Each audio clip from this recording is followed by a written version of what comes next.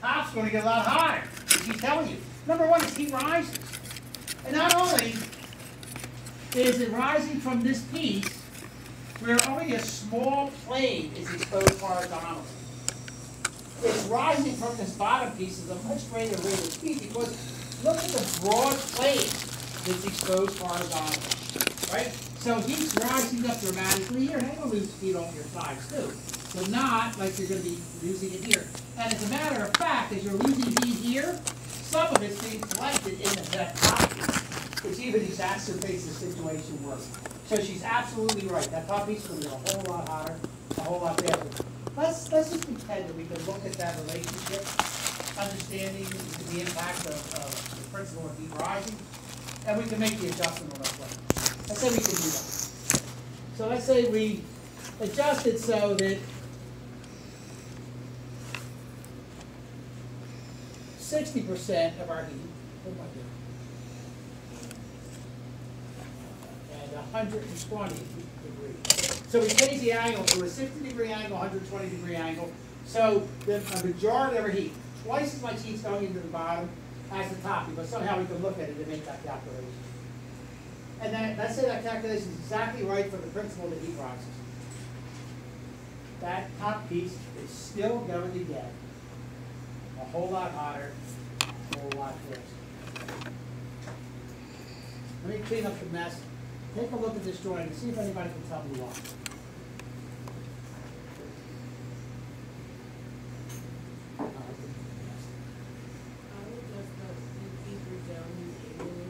Say again?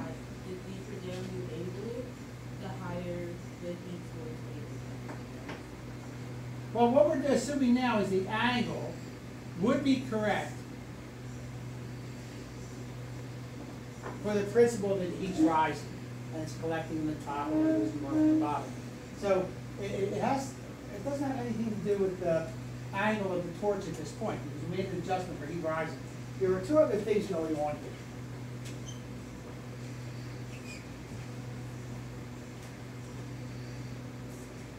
Somebody thought of another reason why that top piece is going to get hotter than the bottom piece. Think of that hardware store guy or gal. Think of the size of those rooms. What did the small bedroom require as an air conditioner?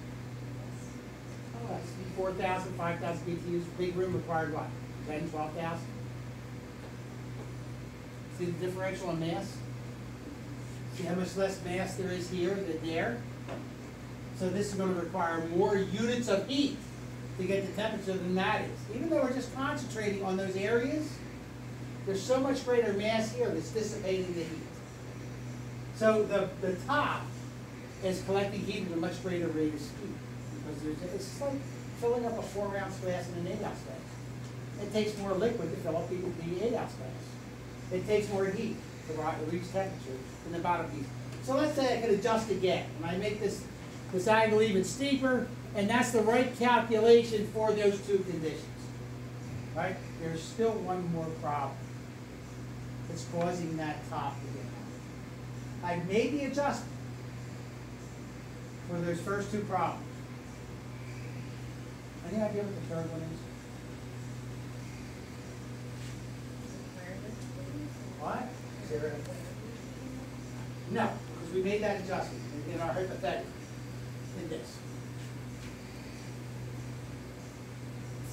Any idea? Pardon? That's absolutely right. Different metals absorb, but it's not right in this situation. But that's a very good answer. Different metals absorb heat at a different rate for the most part. Now, I chose these three metals for this class for a number of different reasons. What you see here was the result of careful consideration. I picked these metals because they're all alloys that reveal different colors. So this is mostly copper with some zinc and maybe some other materials in it. There's a number of different forms of brass. This is yellow brass, you remember from that conversation. This is an alloy. An alloy is when you mix two metals together and change their properties. Nickel silver. This is nickel with a little bit of copper in it. I don't know why it's not called nickel copper. It's called nickel. A little bit of copper in it. And this is copper itself. So I've chosen these three different metals only for their color. And I looked very hard to find alloys that had essentially the same properties. So if you attempt to solder this to this, there's no special considerations. This to this, there's no special considerations. This to this, there's no special considerations. They will all respond to the process. It works with all the processes of metals in almost exactly the same way. So I was careful to find metals that had the same properties in terms of how they perform, but had different colors. I also chose the thickness for a very specific reason, which we'll talk about just a little bit later. But if you took a lead-based metal or a pewter-based metal, it's going to absorb heat very, very, very good. So that's the right answer in general, but not at this moment as it applies to what we're doing. Any idea what the third problem is? Okay. Try. We'll do another. Okay. We're walking through a beautiful park on a lovely spring day. I'll tell you that because we're moving toward winter. And I want you guys to feel better as we're moving towards spring. And off in the distance is a very high hill. And the sense is that if you could climb to that high hill, you could get a spectacular view of the entire park. That actually happens to be the highest hill in the area. So you're walking with your special other. And you two are hand in hand as you walk up to the top of that hill.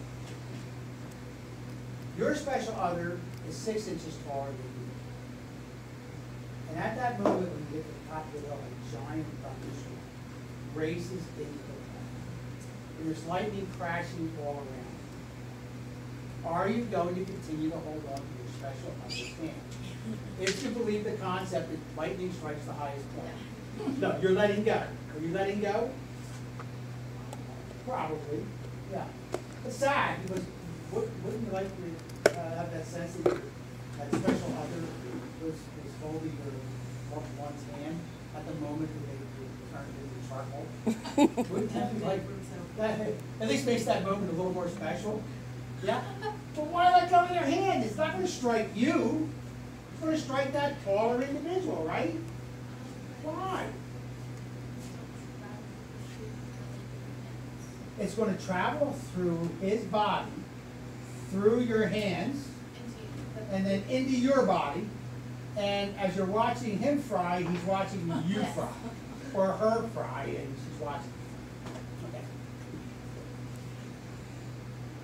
What the heck does that have to do with high temperature source? All metals, all materials, to some degree are conductive. So, electricity is energy. Heat is energy. Conductivity refers to the movement of energy from one material to another. So think about what we're looking at. This piece has to sit upon another surface. It can't simply float in the air. This piece, for the most part, is shrouded in air. And it's, for the most part, not in contact with anything except for that small area down below. So I know what you're thinking. Well, you're losing all that heat into the air. Air is an incredible insulator. It is the best insulator that we know. Most insulating materials insulate, stop the movement of heat or cold because they capture air. How many of you know what the fiberglass looks like that insulates your house? What's it look like?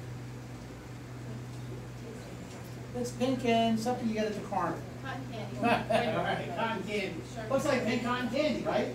Fiberglass. It's made of fiberglass. It's spun fiberglass. What would you say if I told you fiberglass has absolutely no insulating value? And you insulate your house, it's thousands of dollars. And Nelson's up here saying, you just insulated your house with fiberglass, and fiberglass has zero insulating value. Find a really cold day, you climb in front of your friend's Corvette fender, climb under there, and see if that keeps you warm. That's fiberglass back then. Fiberglass has zero insulating value, but it's not the fiberglass that's keeping your house cool. It's not the fiberglass that's keeping your house warm. It's the fact that they spin it so that it looks like cotton candy that traps little pockets of air. Air is insulated. Did you guys ever go to the farmer's market? Guys got a table out and buy 6 windows, the new thermal windows. You want a trip to Camden? Or, someplace. And the difference between that window, which is an old traditional window, and a thermal window is this has 1 pane of glass. The thermal window, and I'll tell you, when I bought my house, it had jealousy windows. I don't know what that was. And the first thing I did is I went out and I bought thermal windows with the entire house. Because my thermal windows have 2 panes of glass. This only has 1, the old traditional window. You have to go to the bathroom? No, I wanted to tell you something. Oh, what? Now that you're talking, I was thinking about my windows. Our house is like over 200 years old with the original. Like, Single pane? panes. No. Double It pane. is, okay, so there is like, it's like a storm window. So there is 2 things of glass, but they're separate. So- But it's still kind of the same It's 2 windows. thing. So you remember the old single windows, not these. But you go to a house, the single windows normally have a storm window that you would put in. So now you've got 2 panes of glass. What would you say if Nelson told you that glass has what? No insulating value. And it doesn't. It stops the flow of air in terms of a breeze or wind. But it doesn't stop the exchange of cold or warm. But once again, the storm window and the window, they trap a pocket of air. You buy thermal windows, it's 2 panes of glass, but they're not together like Mr. Wizzle's things. Right? They're separated. It's maybe a 1/2 inch to 3/4 inch pocket of air. It's air that is your insulator. So this is blanketed in air. This surface is somewhat restricted in its loss of heat. Somewhat restricted. You're still losing a lot of heat up. But you're losing just as much heat down, because this has to sit on something. Because it simply can't float in the air while you're sitting. So the industry's created these very special pads. And they're designed to absorb as little heat as one could possibly create a material to absorb. And yet, if you do a solder joint on here and you're at 1400 degrees, and you take that metal away from you touch your finger to that material, you're not going to get a blister. It's going to melt the flesh. Because when you remove that metal, I guarantee that pad's going to be about 1,000 degrees. Because it can only reflect so much heat. So we have to compensate for the conductivity of the material that comes in contact with this piece. So we have to figure out somehow that we can cause those 2 pieces to reach temperature exactly the same time. Otherwise, all we're going to do is make a mess up here in the solder field. And we're not going to solder anything together. So we have to solve that problem. So we'll come back to it as soon as I can figure it out. You don't have to write this down, but I want to explain another concept that relates to metal. It won't have use for you folks unless you take a second look. Because the process is called work hardening. And anytime you move metal in more than one direction at any given time, it knocks the crystalline structure of the metal out of alignment. And the more you bend it, warp it, stretch it, twist it, change its form, the more you knock that structure out of alignment. And as it goes out of alignment, it gets harder and harder and harder until eventually it breaks. You can take steel and harden it so much by working it with a hammer that if you drop it on the floor, it would shatter like a whiskey glass. So there's a way to reverse work hardening. Because if you understand the concept of the structure existing in a full annealed state, annealed meaning softened state. So you might want to just write down anneal so you remember the term. A-N-N-E-A-L-I-N-G. A-N-N-E-A-L-I-N-G. When you are in a full annealed state with your material, the structure looks like this. You bend it once, straighten it back out again, it's probably going to look like this. And it keeps getting further and further apart until it gets so brittle once again that it breaks. Has anybody ever broken metal by bending it? Anybody give me an example where you've done that? We used to do it all the time as kids. all the time.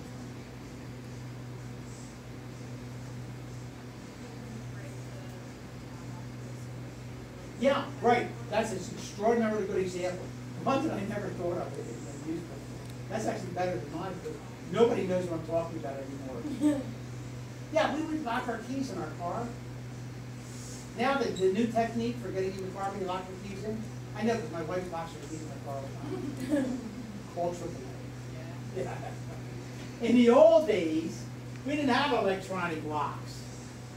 We had door sills that looked like this, and coming out of a little hole was this little mushroom. Right? And you would pull that up, and you would push it down. You pull it up, you unlock, you push it down, you lock.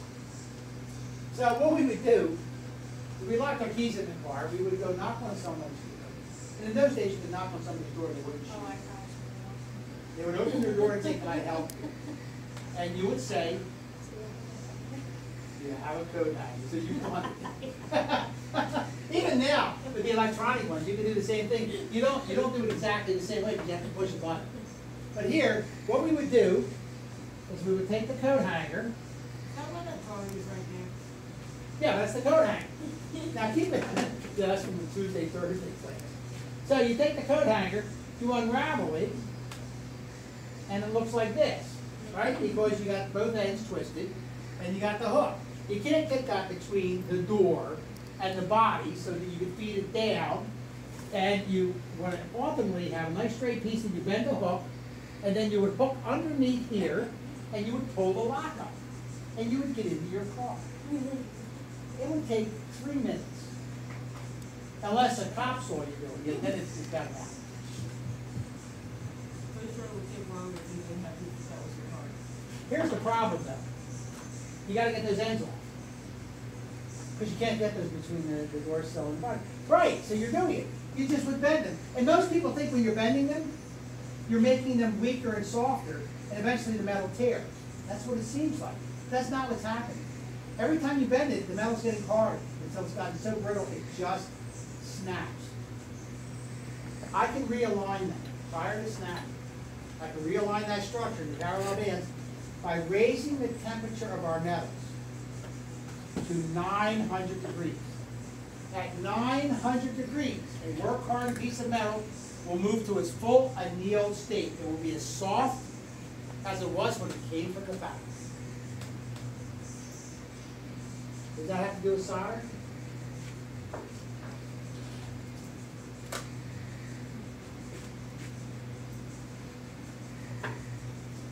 Absolutely not. No. That's this to do with solder.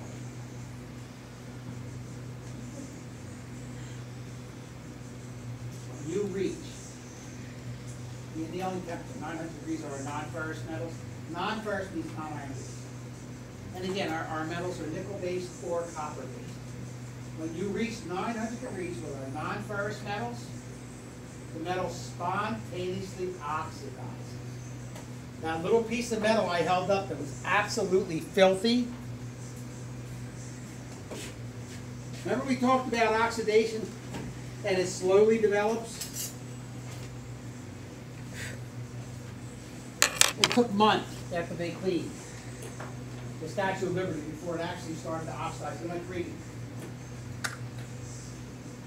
At one stage in oxidation, before it reached its green state, it was black. What it does is it goes through a light brown, darker brown, black, and then greens start to appear. I see the brown. Yeah, I see there's little greens starting to grow on this piece. This metal was perfectly clean at 899 degrees when we were heating it. When we hit 900 degrees, it instantly oxidized, heavy oxidation on the surface. Because what's happening is, when that structure is moving, that crystalline structure is moving, it's like a sponge being dropped into a bucket of water. It absorbs the atmosphere right into its surface, and it changes. So, what does that have to do with soldering? It makes soldering impossible. If we can solve the other problem with balancing the heat, it still makes soldering impossible. So, we should take back your $10 worth of solder and glue this stuff. Somebody tell me why it's impossible. Why is it impossible at high temperatures over solder? One thing's always gonna heat faster than the other.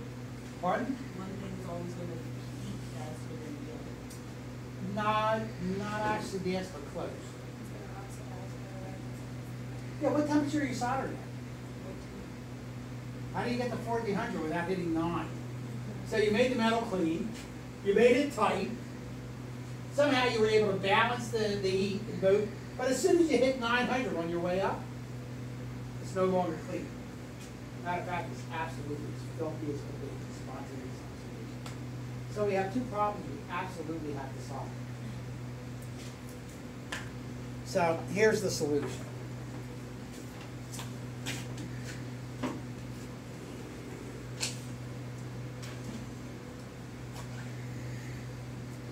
Now you have to start writing things down again. This material is called flux, F-L-U-X. Flux. It's a proprietary solution designed by the industry. Proprietary means it's kind of a secret what they mix together. The majority of the content of this material is borax.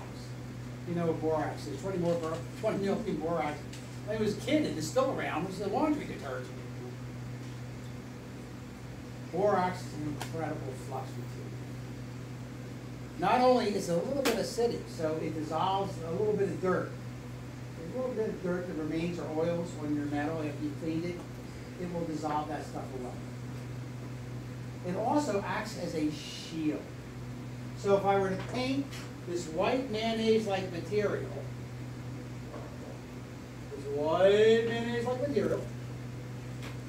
onto the metal, at the area I'm going to solder.